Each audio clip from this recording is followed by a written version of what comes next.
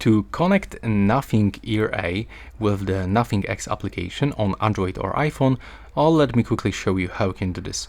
So first of all, on your device you will have to go into the store, App Store or Google Play Store, download the Nothing X application, and when you do this, click on Open.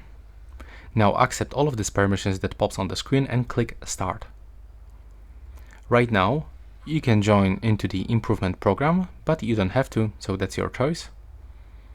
Now we have to enable Bluetooth permission, so click here and accept permission. And now it's scanning for the nearby devices. So we have to input both earbuds inside the case, like that.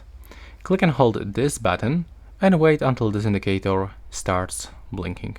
Now we can release, and as you can see, the Nothing Ear A appears here, so we can tap on them once, and there it is. Right now we are connected.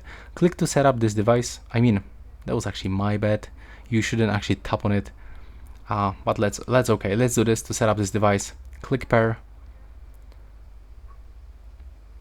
Now we just have to wait.